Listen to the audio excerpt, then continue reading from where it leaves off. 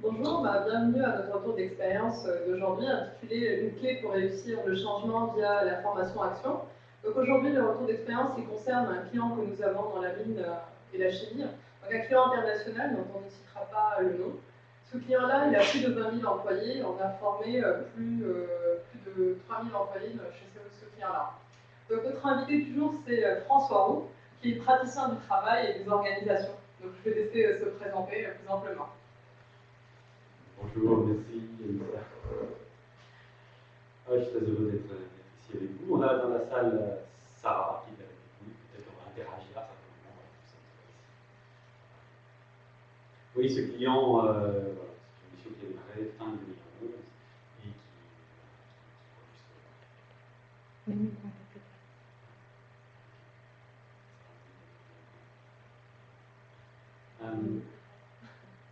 et parler un peu plus fort. Ah bah, ok.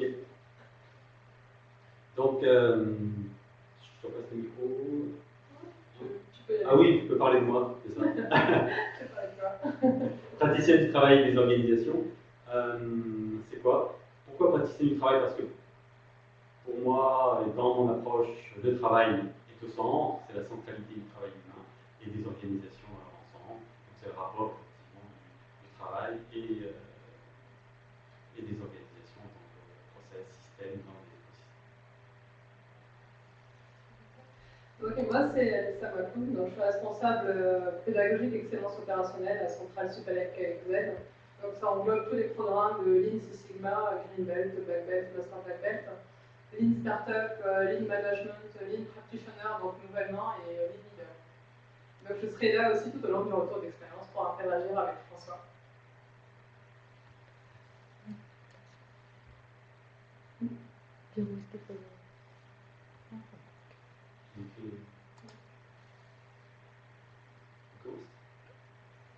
Ok. Il y a deux pôles, en fait, avec une articulation autour de la clé. La formation-action et le changement. Donc on va poser quelques bases sur ce qu'on appelle formation-action.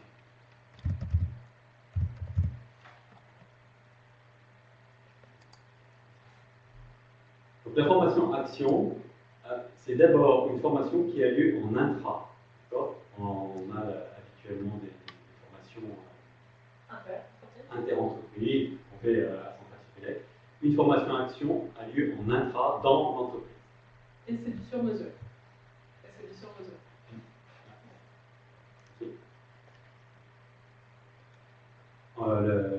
L'item suivant arrive. Il faut qu'on fasse un signe à ça. Ça s'inscrit dans une démarche d'excellence opérationnelle de type Lean Management, plus souvent. Continue. Ouais. Et ces formations, qui sont des formations à action, partent de cas réels. Alors, c'est quoi des cas réels? Les cas réels, ce sont une résolution de problème, un atelier à mettre au 5S, une VSM. Donc, une formation à action se construit parce qu'on va d'abord, dans les ateliers, on repère des cas pratiques qu'on va traiter pendant la formation. Donc, il y a une partie théorique, une partie pratique, et les participants, en deux équipes, vont traiter de deux cas pratiques réels. Donc, les apports concernant l'entreprise sont importants dans la mesure où, pendant la formation, il va y avoir une résolution de problème ou un début de résolution de problème.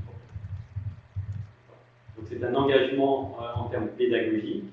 Pourquoi? Parce qu'il y a, j'allais dire comme dans la vraie vie, une incertitude. On n'est pas sûr, à l'issue de la formation, que les équipes auront touché les causes racines du problème.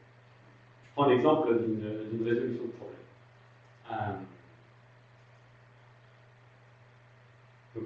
On a une méthode en 7 étapes classiques, et l'équipe va traiter la partie amont, la partie analyse, jusqu'à l'analyse des causes racines, par exemple, pour après imaginer des contre-mesures. Et donc, la formation-action aborde la partie théorique, méthodologique, mais lance les gens sur le terrain qui vont, en vraie grandeur, réaliser la formation-action avec toutes les interactions que ça comporte, les interactions en termes, entre autres, de tempérament de personnes et donc d'aptitudes humaines. Ouais, dans l'équipe, mais aussi toutes les interactions avec les équipes connexes, l'historique des données, les ateliers, par exemple, de maintenance, les ateliers des bureaux des méthodes, et puis les réalités de terrain, les horaires de travail, des ateliers. Donc il y a une dimension extrêmement vivante, extrêmement pratique, qui nécessite d'être en live et de faire comme si on était. En réalité, tu veux...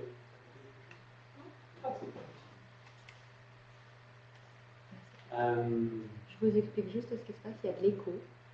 J'essaie juste de voir comment est-ce que je peux remettre les paramètres différemment. Ouais. Soyez pas perturbés. Sarah est en train de nous dire qu'il y a de l'écho. Je ne sais pas si vous pouvez faire d'autres. Vous avez ce l'écho qui vous arrive, en tout cas, un technicien qui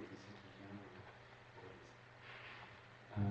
Je continue. Donc, du coup, la proportion de temps pratique théorique, c'est à peu près 2/3 de temps de pratique sur le terrain pour les participants et 1/3 de temps en salle avec les participants. Il peut y avoir plusieurs options. On peut avoir tout à fait des équipes en intra dans l'entreprise qui viennent de plusieurs services, plusieurs départements, de niveaux hiérarchiques différents, ou bien on peut mettre en place des formations action sur un atelier donné. Où là, par exemple, on réunit les formateurs sur cette mission-là. On a plusieurs types de formations action. Sur les exemples, on a commencé par la base, les fondements, les synthèses, résolution de problèmes, santé, sécurité des personnes de travail, et puis tout ce qui est Les standards opératoires. Voilà. Vas-y, production to box, maintenant autonome, maintenance pro, c'est étudier le flux, maîtriser les processus.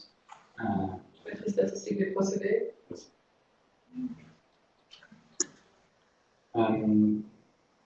Et l'aspect conduite du changement dans ces formations, en fait, dans ces formations, l'aspect conduite du changement, c'est pas un cours, c'est vraiment de l'expertise terrain. Donc François, il est là sur terrain quand il fait de la formation action. L'idée, c'est de faire interagir les personnes avec leurs points forts et avec les choses qui peuvent améliorer également. Et tout ça intervient dans un but d'amélioration continue.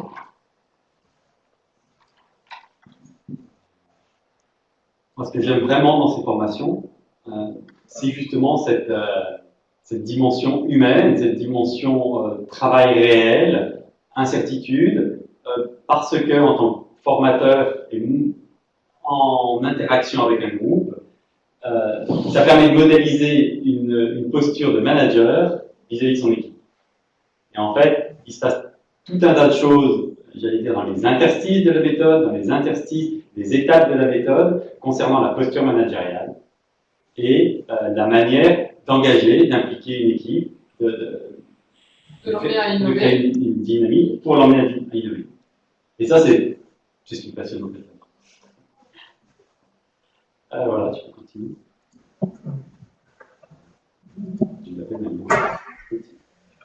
Voilà, les groupes. Des groupes de personnes, entre 12 et 18 personnes, pour pouvoir faire 2 équipes. D'accord. Voilà, la plupart du temps, ce sont des équipes en inter, multiservices, multidisciplinaires, et puis multi-hiérarchiques. Et ça, c'est très intéressant.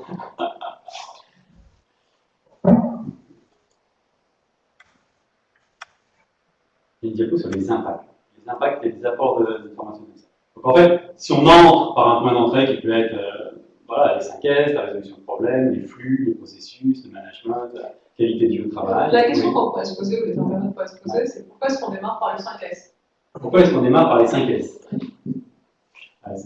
Pourquoi est-ce qu'on démarre par les 5 S dans l'industrie? Pour l'instant, on est sur des exemples d'industrie, puisque notre retour d'expérience porte effectivement sur l'industrie minière et chimique.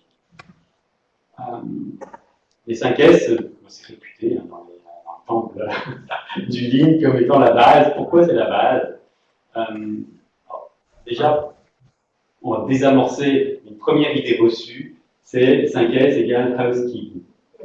Très bien. Donc, le 5S orienté opérateur, tel qu'on le pratique, c'est pas du ménage, c'est pas du nettoyage. C'est pas du rangement. C'est pas du rangement. C'est pas ce que fait madame ou monsieur à la maison quand il fait le ménage le week-end. Non. Le 5S opérateur, c'est une prise de risque énorme pour les fonctions support, le bureau des méthodes, etc. Pourquoi? Parce qu'on va demander aux opérateurs de penser. Voilà. Il y a un changement de paradigme. Il y a un changement de paradigme réel. On connaît, d'accord, la crête et l'or. On met en place des gens qui pensent le travail, les bureaux des méthodes, etc., les ingés, et puis les autres qui exécutent le travail. 5S orienté opérateur tel que nous le pratiquons et tel que sur cette mission ça a été pratiqué, on pense le travail. Ça veut dire quoi? Ça veut dire que dans le S numéro 2, qui va permettre de trier et de cartographier les flux, d'accord, d'activités au sein d'un atelier donné, on demande aux gens de penser leur activité pour la réorganiser, j'allais dire, pour l'organiser.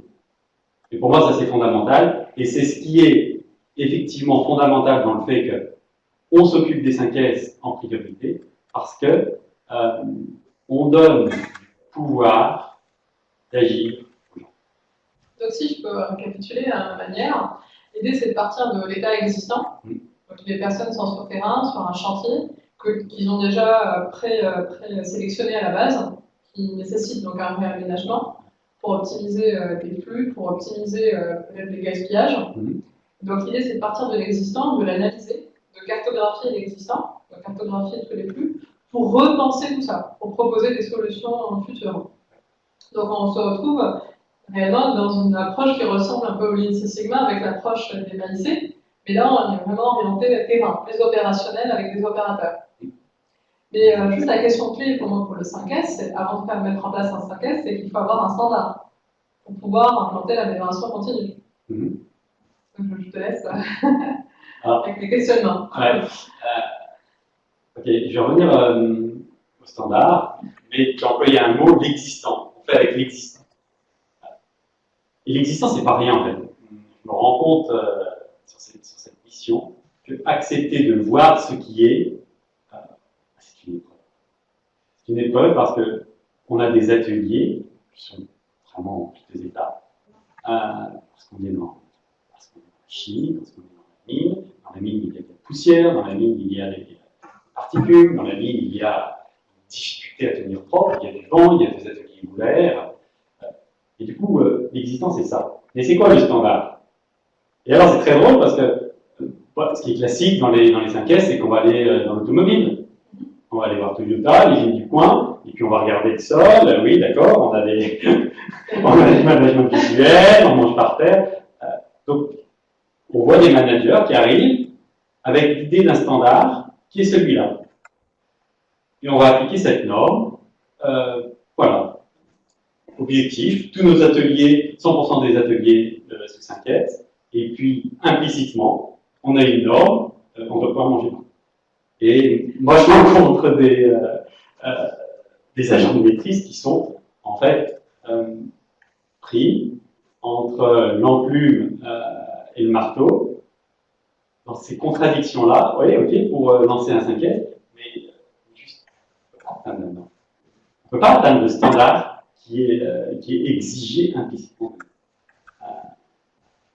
D'où l'importance, oui, l'existant, c'est quoi notre existant, c'est quoi notre contexte, et puis adapter les standards à notre réel. Et les standards, qui fait les standards?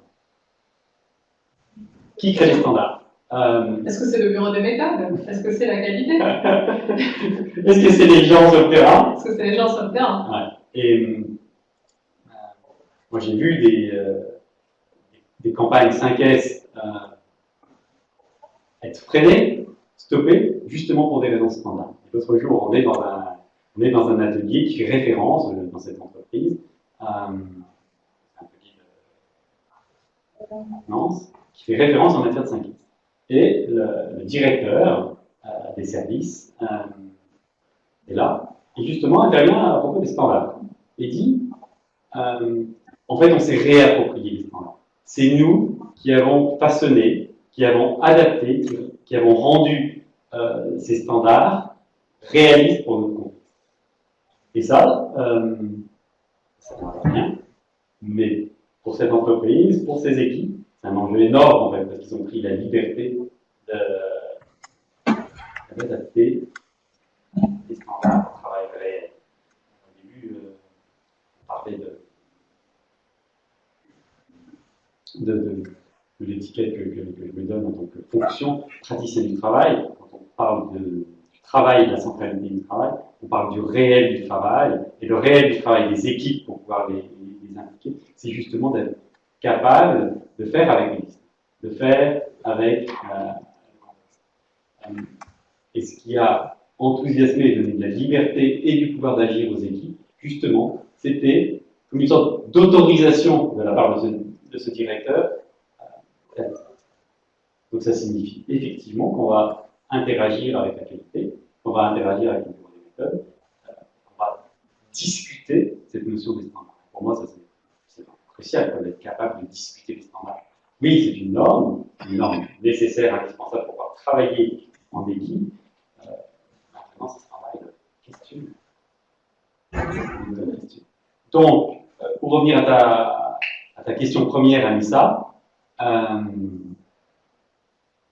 5S, fondement. Pourquoi fondement? Parce qu'on donne aux gens le pouvoir d'agir, de penser leur travail, d'organiser leur travail, et parce que il y a cette notion des standards qui est cruciale. Voilà. C'est bon? Ouais, c'est parfait. Donc, si je récapitule avec mes propres mots, peut-être. Ouais. Alors, moi, je formule différemment. Mais pour compléter un peu, c'est aussi le fait de mettre en place donc, des solutions rapidement, de manière visible, en impliquant toutes les personnes. Quelque part, c'est des quick wins qu'on met en place via le 5S. De l'engagement de personnes, des quick wins, ce qui permet en fait d'embarquer toutes les autres personnes sur le terrain. Ça? Ouais. Alors, c'est quick win, oui, mais on travaille aussi dans la longueur et la grande difficulté des 5S, pour continuer sur le chapitre des 5S, c'est la pérennisation des 5S. Comment faire pour pérenniser? Effectivement, les premières étapes, c'est beaucoup de visibilité. C'est, voilà, on trie, on met des étagères, on met des fleurs, on met des choses extrêmement visibles en termes de management. Et puis après, quand vient le moment de rentrer dans cette discipline quotidienne de l'application des standards, c'est parfois là que le hiatus se montre. Le début, souvent riche d'enthousiasme. Qu'est-ce qui fait qu'on tient cette discipline? C'est justement parce que les personnes concernées auront elles-mêmes organisé leur vie. François, je me permets, en fait, il y a un internaute qui a posé une question, c'est quel avenir pour le lean management? Alors, quel avenir pour le lean management? Donc, je vais commencer peut-être pour répondre. Aujourd'hui, avec l'industrie 4.0, le lean management, je dirais que c'est la première brique à mettre en place qui va permettre de mettre tout ce qui est après usine hyper connectée. Donc, ça va permettre d'instaurer une culture d'amélioration en continu dès le départ. Mais pareil, avec les thématiques telles que la RPA, donc tout ce qui est robotisation, aussi bien dans les services que dans l'industrie, donc on va avoir besoin de lean management comme première brique. Finalement, ça sera un peu, si je reprenais, pour ceux qui connaissent le diagramme de Kano en marketing, ça va devenir la fonction basique qui permettra de mettre d'autres choses par ailleurs. J'aimerais aussi, pour compléter cette réponse, parler de la résolution de problèmes. J'interviens par ailleurs dans les sociétés qui ne sont pas manufacturières, d'accord, des banques ou des services, et on met en place des outils de résolution de problèmes issus du Lean et sur des démarches de migration. Et en quoi la résolution de problèmes dans des entreprises extrêmement digitalisées et des départements IT fonctionnent. Pour moi, ça tient à la posture. J'ai vu énormément de services de change management, de résolution de problèmes. Mais En fait, dans ces entreprises-là, il y a une sorte de... Les équipes sont submergées sur les problèmes, et leur manière d'aborder les problèmes, en fait, n'est absolument pas structurée. Et ce qui leur manque, pour moi, de manière évidente, c'est justement l'approche du lean, l'approche structurée et structurante pour aborder les problèmes. Du coup, on a énormément d'équipes qui fonctionnent par déjà qui a fait ça, qui a produit ça, et puis on recherche un coupable pour essayer de traiter. Or, des approches structurées et structurantes du lean concernant la résolution de problèmes permettent d'acquérir ce fondement, cette base, cette posture, ce rapport, ok, on a un problème, et on va analyser le problème, comprendre le phénomène, distinguer le symptôme, ok, c'est la partie visible, la partie qui nous apparaît, la partie que tout le monde se met à voir, mais qui fait référence à un phénomène, souvent implicite, moins évident à regarder, mais pour ça, faut-il être en mesure d'engager une démarche d'analyse, un processus qui nous permet de comprendre cette posture-là dans laquelle. Bon, une autre question, je vois. Quelles sont les différences fondamentales entre le Lean et le Lean Six Sigma? Différence fondamentale entre le Lean et le Lean Six Sigma. Tu donnes la parole? Ouais. Alors, les différences fondamentales, le lean management au sens management, c'est réellement avant tout une transformation de l'entreprise qui va passer par l'humain. Le Lean Six Sigma, c'est plutôt une approche de gestion de projet pour la résolution de problèmes complexes. Donc ça peut être un élément dans le cadre du Lean Management, plus qu'une méthodologie à part entière. Effectivement, avant, elle était utilisée pour la résolution de problèmes complexes tout seul avec la méthode Six Sigma, mais aujourd'hui, j'ai envie de dire c'est un élément qui est intégré dans le Lean Management. Donc c'est plus une approche projet pour la résolution de problèmes complexes qui nécessite la connaissance d'outils statistiques, entre autres. Je dis bien entre autres parce qu'il n'y a pas que ça, il y a tous les apports, en fait, aller sur le terrain, tout ce qui vient du Lean, donc tout l'aspect opérationnel.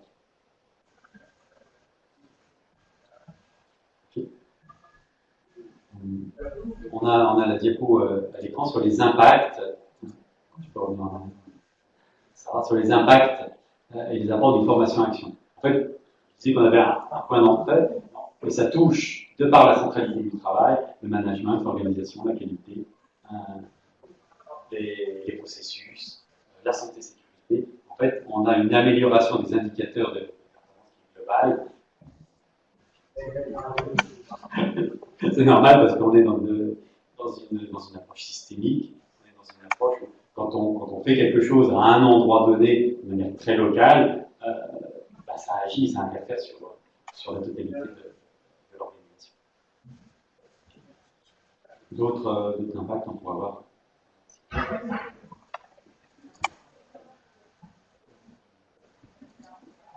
n'arrive pas à lire. Voilà. Ça enclenche des changements visibles, comme on le disait, déjà très rapidement. Ensuite, ça libère le pouvoir d'agir au sein des équipes. Et voilà, on connaît tous les leitmotifs du mouvement: impliquer, engager, responsabiliser, autonomiser. On veut que les équipes agissent, prennent des initiatives, innovent. Et la grande question, c'est oui, mais comment on fait pour? Exactement, on va dire, et où on est en fait, comment tu placerais l'intelligence collective et le co-développement dans ce contexte-là? Justement, l'intérêt de formation action qui ont lieu en intra, c'est qu'on a un collectif qui est déjà constitué, c'est celui de l'entreprise. Et on a une dynamique qui est tout à fait différente des formations inter qu'on peut faire, par ailleurs.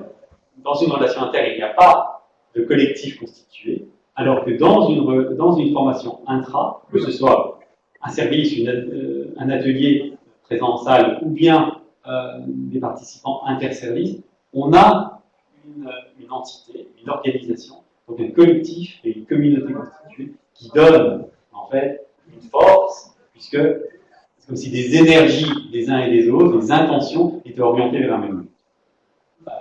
Ça, c'est un premier point qui permet effectivement d'engager les gens. Et puis, la question sur le co-développement et l'intelligence collective. manifestement, quand on a une équipe de 9, 12, 13 personnes qui travaillent sur un cas réel, avec des vrais objets du travail, j'allais dire, des vraies données, des vraies installations, des vrais processus, des vrais clients. Par opposition à un jeu, c'est ça? Ouais, par opposition à un des jeu. jeux qui sont en salle. Effectivement, on n'a pas du tout le même rapport. Il y a un engagement beaucoup plus fort et une fierté beaucoup plus forte et un engagement à l'issue de la formation des équipes hautes de mener à bien les mesures. Qui permet de voir aussi des résultats tangibles. Et d'avoir dans une équipe voilà, des gens de maintenance, des gens des managers, des gens du bureau des méthodes.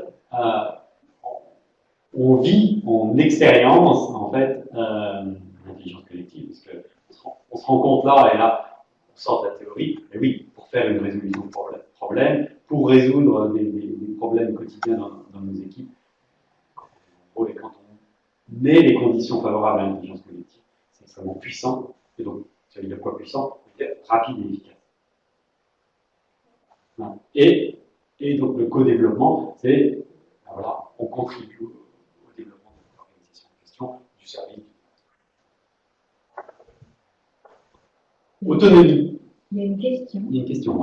Voilà. De Abdo Ramani. Voilà. À l'heure où l'entreprise se doit de mettre l'humain au centre de ses problématiques, on peut estimer dans une certaine mesure que le Lean est en opposition quant au bien-être en entreprise. Malheureusement, les exemples ne manquent pas, d'où la naissance et l'expansion de nouveaux métiers comme le Happiness Officer. La question, selon vous, y a-t-il adéquation ou opposition? On a plein de choses à dire, tu veux exactement, vas-y. Alors, l'humain au centre, ça va être une valeur qu'on va retrouver systématiquement dans toutes les entreprises qui lancent le Lean. En France, on a suffisamment de documentaires, d'émissions qui nous ont montré que le Lean menait à une réduction des effectifs. C'est clair, on est conscient de ça. C'est la réalité. Comment on va faire pour traiter cette contradiction? Bon, l'humain au centre, c'est pas d'aujourd'hui. L'humain et la souffrance au travail, c'est pas d'aujourd'hui non plus. Est-ce que c'est compatible? Ça veut dire quoi compatible? Ça veut dire que, est-ce que, au-delà des valeurs qu'on affiche de oui, l'humain au centre, est-ce qu'on va faire une place réelle à l'humain qui soit compatible avec les nouveaux standards de qualité de vie au travail, de happiness au travail, etc. Là, il n'y a pas de règle. Mon avis sur la question. Plusieurs choses me viennent à l'esprit. Ça dépend de la direction, ça dépend du management, et puis, pardon? De l'intention de l'entreprise. De l'intention. Et si je fais référence, j'utilise beaucoup le référentiel d'évolution des stades d'organisation des entreprises, voilà, qui fait référence à de multiples recherches pluridisciplinaires. Et entre autres, Frédéric Laloux, dans son livre qui commence à être connu, Reinventing Organization, en parle. Pour moi, c'est très dépendant du niveau de conscience et du stade d'organisation de l'entreprise. Aujourd'hui, les multinationales dans le monde sont sur un paradigme, effectivement, qui affiche l'humain au centre, mais qui sont orientés sur du profit, le profit des actionnaires, le cash à court terme, donc réduction des temps, et puis réduction des effectifs, évidemment. Et le Lean est un merveilleux outil, puisque ça promet des gains de productivité, et c'est une réalité. Donc, si on est dans une entreprise qui se trouve dans un stade d'évolution qui est celui-ci, qu'on fasse du Lean ou qu'on fasse du happiness au travail, ou qu'on récupère des technologies d'innovation qui viennent effectivement nourrir la place de l'humain, on obtiendra toujours le même but, puisque l'intention et la conscience des dirigeants est celle-ci. Aujourd'hui, avec l'expérience que j'ai, pour moi, le paradigme prédominant qui est en jeu est celui-là. Je me souviens Deming, celui à qui on doit le PDCA, disait en fin de vie, le système de management prédominant a abîmé tellement de nos gens dans les entreprises. Il était désolé en fin de vie de voir que, en fait, ce que les Occidentaux avaient retenu de sa démarche, c'était les méthodes statistiques, la Total Quality Management, alors que lui n'employait absolument plus cette terminologie-là, et il disait on a besoin d'une connaissance plus profonde, et voilà, on a besoin de sortir de ça. Mais ça voulait dire quoi, si je reprends mes stades d'évolution des organisations, ça voulait dire qu'il avait acquis, qu'il avait intégré un stade d'évolution ultérieur, où mettre l'humain au centre, c'est une réalité, et c'est pas simplement un effet d'annonce ou des valeurs affichées. Tu voilà.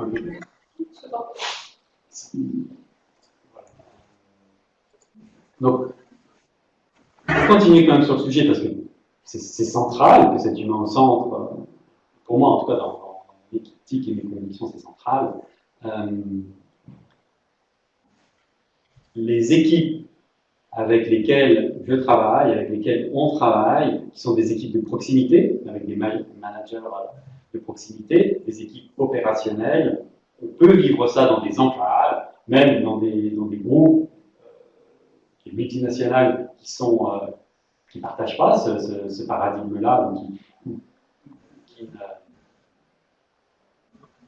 ne sont pas forcément très actives pour enclencher ce type d'approche. On obtient des enclaves où on peut avoir, via le Lean, une approche du travail structurée qui fait de la place à l'épanouissement, qui fait de la place au bonheur au travail. J'ai l'exemple d'une équipe, c'est un peu un village gaulois dans une banque. C'est juste incroyable ce qu'on a réussi à faire en mettant en place l'autonomie et de la gouvernance quasi partagée dans cette équipe. On rencontre souvent ce grand dilemme. Alors on fait quoi pour lancer le Lean? Est-ce qu'il faut que la direction lance le Lean? Oui, bien sûr, c'est bien, mais moi j'ai travaillé avec des services opérationnels, des départements, voilà, qui ont initié eux-mêmes avec des ça marche. Bien sûr, il va falloir gérer ces contradictions-là, mais on les a, quand il en soit les contradictions entre les réalités de terrain et puis la stratégie qu'on a prise et les objectifs. Ces contradictions, elles existent, ça fait partie du travail du manager que de produire de la médiation justement face à ces contradictions. Mais oui, pour moi, le Lean n'est pas incompatible avec faire une réelle place à l'humain et à l'épanouissement au travail via le pouvoir d'agir. Il y a une question dans une formation action, jusqu'où peut-on aller dans la pluralité des participants, up and down? Moi, j'ai vécu des groupes constitués d'opérateurs, d'agents de maîtrise, d'ingénieurs, de gens du CHSCT et de directeurs de site. Donc, c'est extrêmement pluridisciplinaire, hiérarchique, et puis voilà, avec une forte biodiversité, comme tout organisme vivant, une forte biodiversité. Qu'est-ce qui fait que ça marche et jusqu'où on peut aller? Je pense qu'il n'y a pas de limite, si ce n'est sa posture intérieure, comment on est avec la diversité, et du coup, ça nous renvoie à comment on est avec le contrôle, le besoin de contrôler, le besoin de déterminisme, voilà. Et là, je renvoie ça à chacun, à chaque intervenant, à chaque manager, comment on est avec ça. Mais dans le vivant, est-ce qu'il y a des règles à définir avant de mettre en place une formation action? Peut-être une question, des règles de bienveillance, peut-être une question qui est sous-jacente. Ouais, il y avait une diapo sur les conditions, effectivement. Là, tu peux y aller. Voilà. Quelles sont les conditions propices pour la formation action? Est-ce qu'il y a des règles? Est-ce qu'il y a des règles de fonctionnement, de bienveillance? Déjà, il n'y a pas de recette toute faite. Tu disais au début que c'était du sur-mesure. C'est du sur-mesure pour moi. En revanche, les règles doivent être mises en place au moment de la préparation, au moment où on initie effectivement une mission, une série de formations actuelles. Une autre question me vient en tête. Allez-y. Est-ce qu'avant de lancer un chantier de formation-action, il faut connaître l'historique, l'ADN de l'entreprise et éventuellement la présence ou non de conflits entre les personnes qui participent à un chantier de formation-action? Question piège. C'est mieux. C'est mieux que notre ADN. Juste que dans la réalité, on n'a parfois pas l'occasion de le faire. Ça veut dire quoi avoir l'occasion? Ça veut dire qu'on ne nous laisse pas forcément le choix dans une mission d'avoir une période de diagnostic, une période d'immersion pour connaître l'ADN, de sentir. Oui, bien sûr, on a des tableaux de bord, mais pas avec des tableaux de bord pour connaître l'ADN. Moi, j'ai fait des frais de ça. J'ai travaillé, je me souviens, dans la Syrie, en santé-sécurité. J'arrivais avec mes normes et les standards santé-sécurité. Et j'avais affaire à des personnes qui, dans l'histoire, renvoient aux maîtres forgerons, qui travaillent dans des conditions extrêmement dangereuses, avec des métals en fusion à des températures élevées et des risques de mort. Je me suis clairement fait chahuter là-dessus quand j'arrivais avec des standards. Et les managers, tout frais voulus aussi de leur formation, bah tiens, tu devrais porter tes lunettes, ils se faisaient rire au nez parce qu'il y avait des risques à haute criticité qui n'étaient pas traités, parce qu'il fallait des investissements tels que ça ne pouvait pas l'être. Aujourd'hui, je me suis équipé. Je me suis équipé pour faire face à ce genre de situation. Et ça veut dire quoi chez moi, m'équiper? Ça veut dire savoir ce que c'est que le travail. Au début, on a parlé de la centralité du travail. J'interviens en tant que praticien du travail. C'est quoi le travail? Pour le dire en 2 mots, le travail, c'est ce qu'on rajoute aux prescrits, aux standards, aux attendus, pour réaliser l'activité.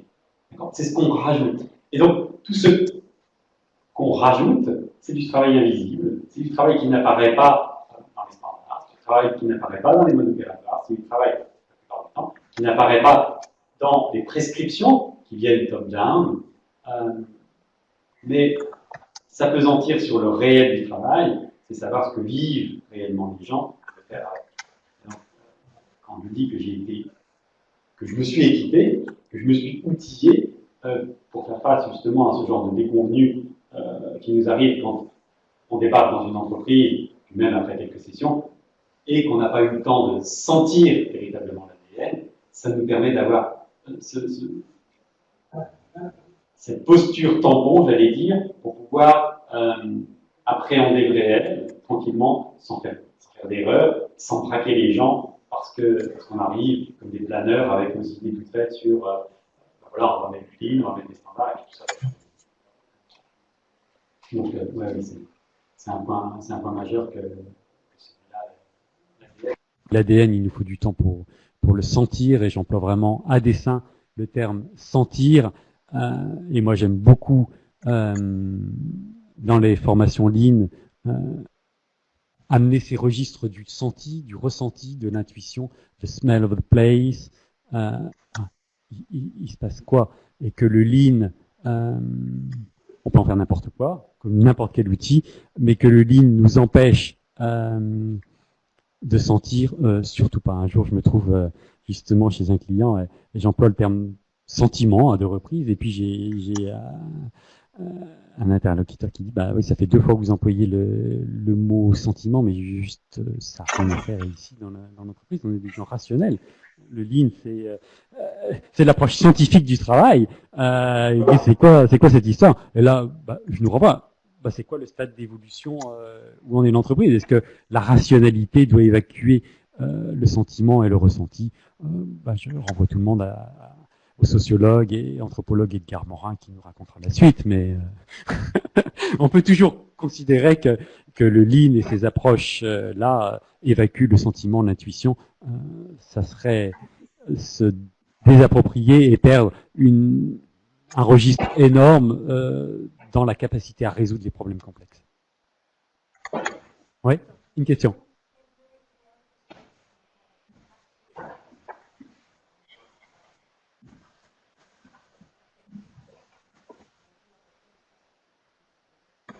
D'accord. Quelle durée conseillez-vous pour une formation action? Est-ce que c'est en ordre de semaines ou 2 mois? Je reprends la question donc de l'internaute. Merci. Voilà, j'ai entendu l'adjectif idéal. Donc voilà, je vais rebondir sur idéal. L'idéal au travail, c'est quoi? Faire avec l'existant, faire avec le réel. Mais moi, je vais quand même répondre à la question en termes de durée et en termes de fréquence. Oui. En termes de préparation aussi. Avant la formation, pendant la formation et en post-formation. Ok. Puisqu'on est dans un webinaire sur un retour d'expérience chez un client donné, je vais utiliser les pratiques qui sont les nôtres. Les formations 5S, les formations résolution de problèmes, les formations de maintenance qu'on a déployées sont des formations qu'on déploie sur 4 jours et demi, voire 5 jours. Code deployment, c'est sur 3. Ouais, voilà. Donc c'est entre 3 et 5 jours. Une résolution de problème, un 5S, c'est sur 5 jours. Maintenant, la fréquence, quel rythme, c'est très variable. Ce qui est important de situer, c'est que on est dans une démarche, et donc c'est important d'avoir une présence sur le terrain pour, j'allais dire, incruster et transmettre une culture. Parce qu'en fait, avec les approches Lean, avec les outils qu'on met en place, il y a une culture d'entreprise qui se modifie, qui se transfère, qui s'instille, et donc ça a besoin d'être déployé sur la durée. Ça, c'est certain. Ouais. Une autre question, moi, me vient, parce que pour ceux qui ont suivi les formations Lean Six Sigma en particulier, qui sont plutôt familiers avec l'approche des MAIC, il y a toute une phase de collecte de la donnée qui est la deuxième phase. Dans le cas des formations actions, quand on a besoin de données, il faut les collecter avant la formation. C'est ça ma phase de préparation, entre autres, de la formation. Alors, cette phase de collecte de données, c'est un point névralgique. Pour monter une formation action, sur un cas pratique, un atelier 5S, une flux et maîtrise des processus VSM, ou une résolution de problèmes, ou des analyses de risques, on se déplace sur le terrain. Ça veut dire qu'on va rencontrer les ateliers, les services, qui s'engagent à monter une formation action dans leur périmètre. Et avec les managers de terrain, on va choisir des cas. Alors, quel cas on va choisir? Nous, on a des objectifs pédagogiques à tenir. Souvent, les interlocuteurs qu'on a, ils disent « Ouais, on a tel problème, il dure depuis des mois, on n'arrive pas à le résoudre, on veut une solution, et donc on va utiliser la formation pour traiter ce problème-là. » Et ils ont raison. Juste que moi, je vais filtrer leurs demandes pour que mes objectifs pédagogiques, je puisse les tenir.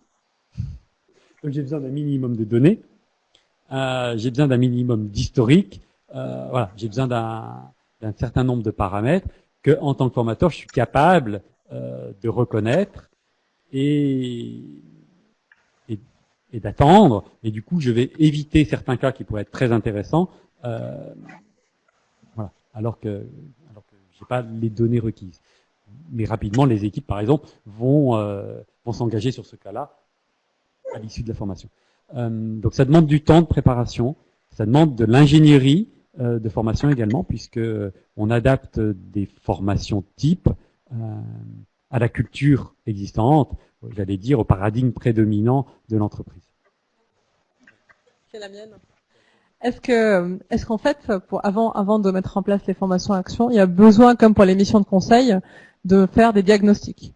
Donc d'aller vraiment visiter, d'aller poser des questions, de s'entretenir avec les personnes. Oui, il y a besoin. C'est important, c'est le plan du PDCA. Donc, plusieurs manières de faire un diagnostic. Il y a effectivement les diagnostics classiques sous forme de questionnaire, après qu'on va traiter de manière statistique. Interview des gens, individuels. Moi, j'aime faire des diagnostics collectifs. Ça veut dire que je réunis des gens dans une salle, une équipe, des gens, et on travaille ensemble. On travaille ensemble. J'amène des éléments pour travailler. Mais du coup, ce que je vais capter est bien plus riche qu'une succession d'entretiens individuels ou de questionnaires. Parce que je vais capter, et j'emploie à dessein ce terme capter, du non-dit, de l'indicible ou de l'impensé de l'entreprise, qu'un questionnaire ne me permettra pas de capter puisque c'est impensé. Donc, c'est aussi bien plus riche d'avoir un collectif de travail dans une salle qui va interagir parce qu'on est dans une approche système, d'accord ça veut dire quoi une approche système? Ça veut dire que quand une personne, je donne une conséquence de l'approche systémique, quand une personne se met à dysfonctionner dans une organisation, si je n'ai pas une lecture systémique, je vais pointer du doigt la personne, je vais lui dire tu dysfonctionnes et je vais traiter son cas de manière individuelle. Et puis si la personne dysfonctionne vraiment, je vais m'arranger pour la mettre dehors ou au placard. Dans une approche systémique, je vais avoir une posture tout autre. La personne qui dysfonctionne raconte quelque chose du système qui dysfonctionne. Et je vais lire le dysfonctionnement du système à travers les symptômes que va exprimer la personne qui dysfonctionne, la personne qui souffre au travail, la personne qui... Donc ça demande une approche qui n'est pas forcément partagée par les clients qui sont les nôtres, mais ça fait partie aussi de l'inculturation qu'on doit vivre et puis aussi de la transmission culturelle.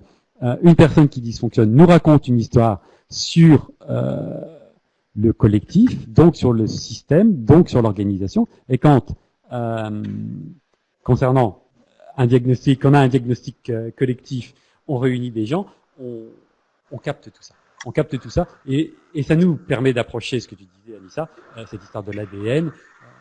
Donc moi, j'aime beaucoup pratiquer le diagnostic collectif avec des méthodes qui permettent de capter de l'information. Et puis j'avais une deuxième partie à la question. Tu avais parlé du diagnostic et puis oui, et puis deuxième chose, le fait de faire des formations prototypées, c'est-à-dire ok, on a souvent la question, mais par où on commence, par quoi on commence? Est-ce que c'est une approche top-down? Est-ce que c'est un entonnoir? Est-ce que c'est les RH? Est-ce que c'est des managers de proximité? Est-ce que c'est l'excellence opérationnelle? Par où ça démarre? Et un des points, un des items sur les conditions, c'est le prototypage. Moi, j'aime beaucoup l'idée du prototypage. J'aime beaucoup expérimenter ce genre de choses. Pourquoi? Parce que c'est quelque chose qui prend en compte le réel, complexe. C'est quelque chose qui prend en compte l'envie des gens. Est-ce qu'il y a une équipe qui a envie? Et avoir l'énergie de l'envie, ça n'a rien à voir avec l'énergie voilà, du devoir. T'es convoqué ici, puis tu dois y être lundi matin parce que c'est ça. Donc, commencer par prototyper, ça veut dire quoi? Ça veut dire, ouais, voilà, on a une vision, à un moment, on a un éclair, on sait que on a envie de faire ça, et on le fait, et on discute après.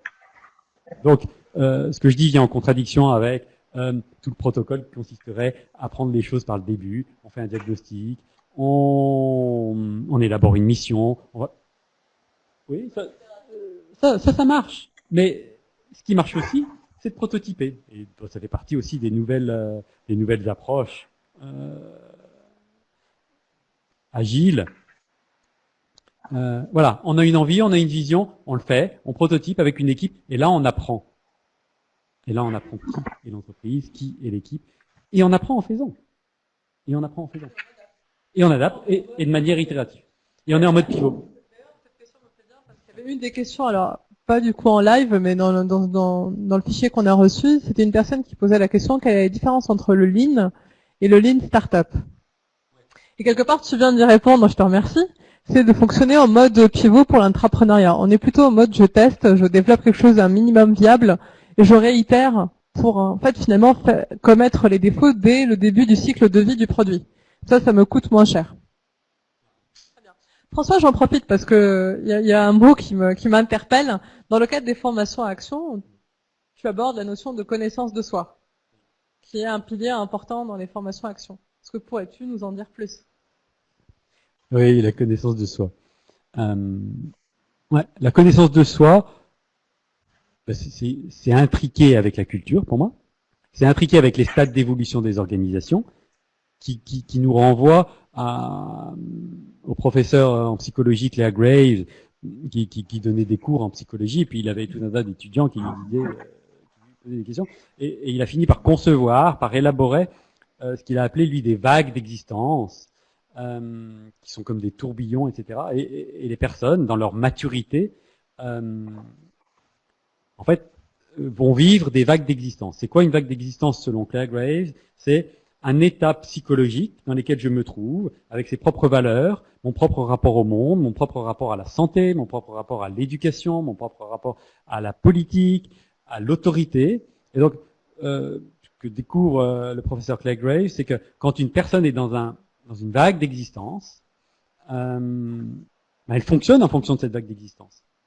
On voit bien aujourd'hui qu'il y a une remise en cause de la santé, une remise en cause de l'éducation, il y a tout un tas d'écoles alternatives, il y a tout un tas d'approches de la médecine holistique, il y a tout un tas de gens qui quittent les entreprises parce qu'elles n'en peuvent plus d'être sous contrôle et d'avoir leur créativité bridée. Elles sont en train de changer de vague d'existence. Alors, juste un aparté, une vague d'existence, c'est pas un profil psychologique. Craig Graves insistait dans la complexité des choses. Il y a des vagues existantes qui tourbillonnent en moi et je peux très bien, à un moment donné, agir à un certain niveau d'existence parce que je suis acculé, parce que je suis mal, etc. Et puis à un autre moment où je suis plus en sécurité, fonctionner à un niveau plus élevé. Pour parler des vagues d'existence, ce que remarque Claire Graves, c'est que plus une personne devient mature, plus elle exerce de sollicitude pour les autres et pour le monde, plus elle exerce de compassion. D'accord? Plus mon champ d'attention s'élargit. Ça veut dire que si je commence à être très égocentré, Jean Piaget, qui a étudié les stades d'évolution des enfants, nous le dit, ben voilà, le nourrisson est extrêmement autocentré, égocentré, il n'a pas la capacité d'altérité, de se mettre à la place de l'autre, ça se fait qu'à l'âge de 7 ans. Et puis en fait, ce cycle d'évolution continue à l'âge adulte. Donc, faire passer une entreprise à un stade d'organisation, un stade d'évolution ultérieur, c'est aussi amener des gens à fonctionner à une vague d'existence plus mature. Et donc, à exercer une sollicitude plus vaste que ma petite personne, ma petite équipe, et l'entreprise, etc. Et ça, on parle d'intelligence collective, on parle de Lean Startup, ça requiert un travail sur soi. Parce que ça requiert un travail sur ses propres modèles mentaux, ça requiert un travail sur ses propres postulats implicites, ça requiert un travail sur son système de croyances et sa vision du monde. Et donc, une formation action, telle que nous on les déploie, en fait, vont solliciter les personnes de manière collective à fonctionner, à expérimenter d'autres rapports à autrui et à soi-même. Vivre l'intelligence collective, ça veut dire quoi? Un des principes, ça veut dire que si je suis attaché à ma pensée, à mon idée, à mon opinion, il n'y a juste pas d'intelligence collective. Il va falloir que je me dessaisisse. D'où l'importance, tu parlais des prérequis, des conditions, d'avoir un espace de sécurité.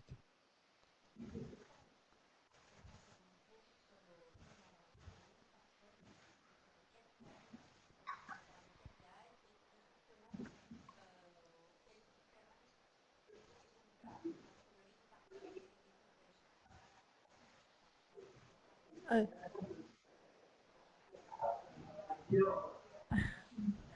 Alors, par rapport à la différence méthode agile, Lean Startup, je dirais que c'est deux approches complémentaires. Le Lean Startup puise dans les méthodes agiles au final, en particulier dans la méthode Scrum.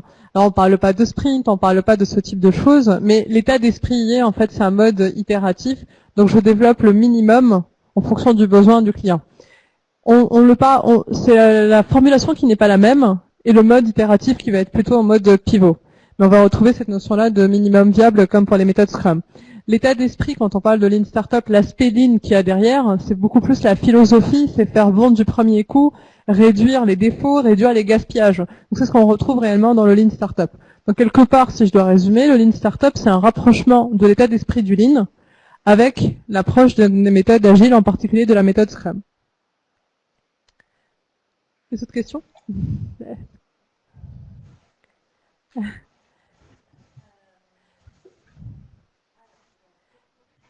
Alors moi je vais profiter en attendant que tu nous dises la question, François, parce que tu as cité plusieurs auteurs, plusieurs chercheurs. Est-ce qu'on pourra avoir une liste bibliographique à la fin des différents ouvrages? Très bien. François a dit d'accord parce qu'il y a différentes choses qui ont été citées et plus intéressantes les unes que les autres.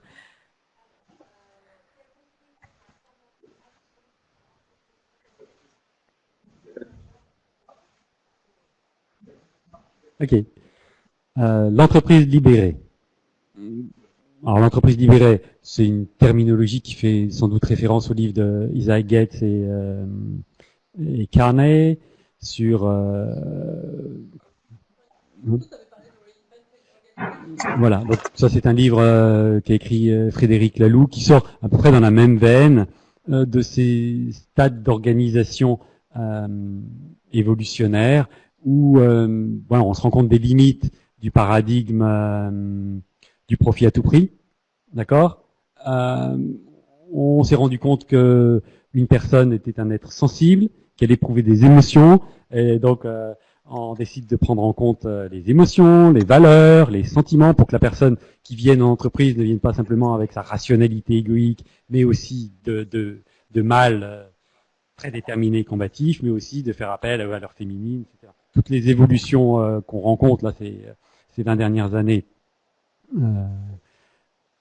incorporent et intègrent ces dimensions-là de l'être humain sensible, et les entreprises libérées où voilà, on a tout un tas de terminologies, mais peu importe, il faut bien les dénommer pour pouvoir en parler. Mettre en œuvre quoi? Juste pour préciser avant de répondre à la question de l'articulation du Lean et des entreprises libérées. C'est des fonctionnements qui vont prendre en compte la personne dans son entièreté. D'accord? On va parler de plénitude d'être, fullness, ça c'est Frédéric Laloux qui en parle. On va parler de self-management, on peut parler de gouvernance partagée. Ça veut dire qu'on distribue le pouvoir. C'est des entreprises qui sont moins axées sur le contrôle, donc plus sur la confiance. Le paradigme prédominant aujourd'hui, c'est le contrôle, la prédiction par les objectifs et les statistiques, et puis la motivation extrinsèque. Si tu fais du bon travail, tu auras une carotte, tu auras une prime, voilà. L'évolution des organisations tend vers quelque chose de la motivation intrinsèque, ça veut dire la motivation, elle vient du dedans. Pourquoi? Parce que je trouve de l'autonomie, parce que j'apprends, je me développe, et parce que je suis en relation avec des gens, avec une égalité intrinsèque qui se manifeste. C'est quoi l'égalité intrinsèque? Dans les organisations très très hiérarchiques, il n'y a pas beaucoup d'égalité intrinsèque puisque les personnes sont appréhendées en fonction de leur statut. Donc, les entreprises libérées, effectivement, les couches intermédiaires du management ont tendance à disparaître. Il me faut préciser là-dessus que quand on a des stades d'évolution d'organisation, tu pourrais, Sarah, mettre la diapo au-dessus avec les cercles concentriques, s'il te plaît. Voilà. Ça, c'est une représentation des différents stades d'évolution des organisations. D'accord? C'est issu du livre de Laloux, c'est moi qui l'ai modélisé comme ça. Ça permet d'avoir un visuel sur ce que je raconte. Les entreprises, quand je parle du paradigme prédominant, c'est le paradigme orange, achievement, d'accord? Basé sur contrôle, prédiction, comme type de management. Tout est possible, donc forte place à l'ego. Voilà. Et quand on monte vers les paradigmes pluralistes, etc., voilà, on accède à des modes de management très différents, la stratégie disparaît, on est beaucoup plus dans de l'agile, d'accord? L'agile va se trouver un paradigme vert, pluraliste, le mode start-up, le mode prototypage, on est typiquement dans l'idée. Mais là où je voulais préciser quelque chose, c'est qu'en fait, ce qui est très intéressant, c'est que au fur et à mesure qu'il y a des initiatives d'entreprises libérées qui se créent, il y a des nouvelles technologies, des technologies sociales d'innovation, des manières de fonctionner ensemble nouvelles. Et donc, il y a un engouement pour toutes les entreprises que d'accéder à ces technologies-là. Mais ce qui est très drôle et que je découvre, c'est qu'en fait, on a des entreprises qui fonctionnent de manière prédominante sur un paradigme type orange en utilisant des technologies de stade ultérieur. Et donc, un train peut en cacher un autre. Quel est le risque? On a une émission là qui est passée là-dessus et qui interviewe d'ailleurs Isaac Guette d'une grosse entreprise que je citerai pas, qui décide de libérer son entreprise. Elle supprime toute la couche des managers. Elle répercute au niveau en dessous la responsabilité et les gens se mettent en grève. Mais ils n'ont pas l'habitude et puis ça a été fait avec une éthique discutable. Ça veut dire que les fondements, j'allais dire, en termes de vague d'existence, de conscience, de ceux qui enclenchent ce type d'action sont typiquement orange. D'accord? Donc le lean et les entreprises libérées, ouais, ça marche. Et les formations actions, oui, ça marche. Parce que ce qui va changer fondamentalement, c'est le rapport au travail, le rapport à la stratégie, le rapport au management, le rapport au commandement et le rapport au contrôle. Pour moi, des points les plus cruciaux, c'est qu'à un moment donné, quand je vais monter dans des stades ultérieurs, je vais lâcher le contrôle. Faire confiance, et du coup, faire des formations, actions, où on libère les gens pour qu'ils puissent agir. C'est un excellent moyen d'induire une culture et de mettre ça en œuvre. Oui, ça marche. C'est compatible. Oui, alors on n'a pas été très Six Sigma. On est parti sur...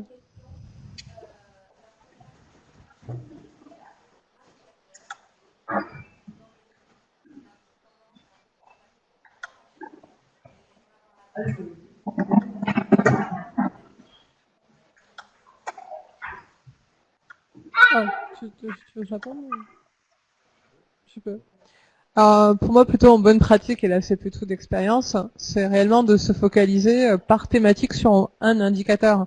Pas en mettre 20 parce qu'après on peut plus suivre. Et quand je dis par thématique, thématique sécurité, qualité, donc coût, délai, productivité, motivation des personnes. Donc à chaque fois c'est d'avoir un indicateur par niveau managérial ou par niveau hiérarchique, si je parlais de boucle de management. Et j'ai passé aussi la parole du coup à François qui pourra compléter. À propos d'indicateurs, les indicateurs ne signifient pas la même chose suivant le niveau hiérarchique où on se trouve. Le DEX va avoir des indicateurs. Le responsable, tu parles de sécurité, santé-sécurité va avoir des indicateurs.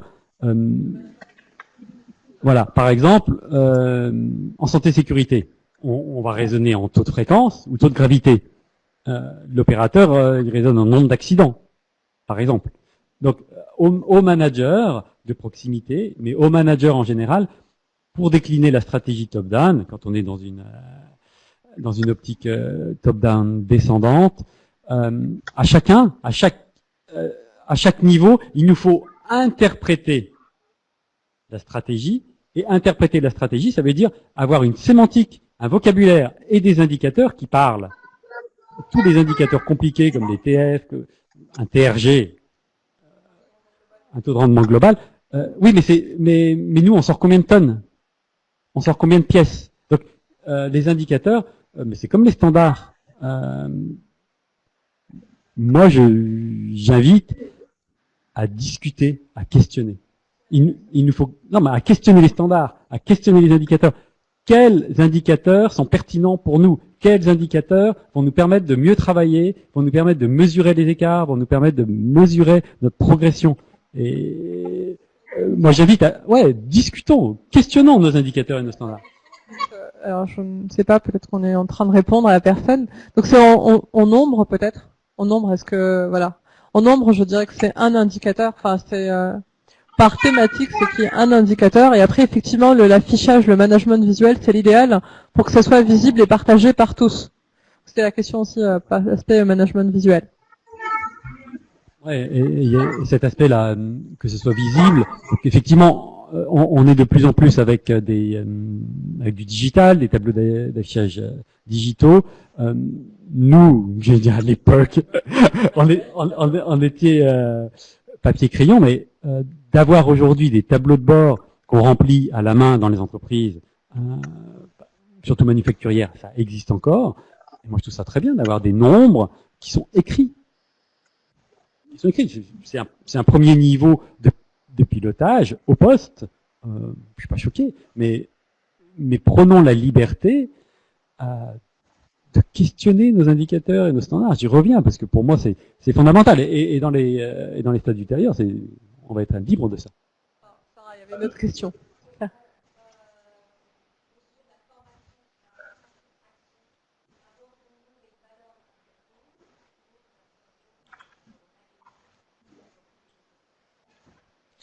Alors, donc, très bien. Je vois qui c'est. Donc, du coup, la question c'est, est-ce que dans le cadre des formations à action, on aborde la notion de valeur des entreprises? Je peux répondre oui. Par rapport à l'ADN de tout à l'heure. Si on regarde à nouveau mon référentiel, celui que j'utilise pour m'adapter justement à la culture de l'entreprise, les paradigmes verts pluralistes vont mettre énormément l'accent sur les valeurs de l'entreprise. D'accord? Donc dans ces entreprises-là, effectivement, on va énormément insister sur les valeurs. Le paradigme orange met l'accent sur les valeurs, mais ne les incarne pas. Je suis franc. C'est du tableau d'affichage, ça fait bien, mais ne les incarne pas. Le paradigme vert incarne ces valeurs, donc effectivement, on va prendre en compte ces valeurs parce qu'elles vont être un carburant, un moteur.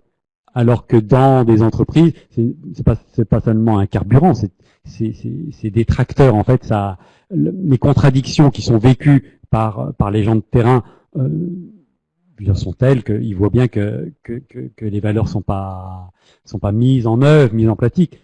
Donc, travailler avec les valeurs, c'est se mettre une balle dans le pied.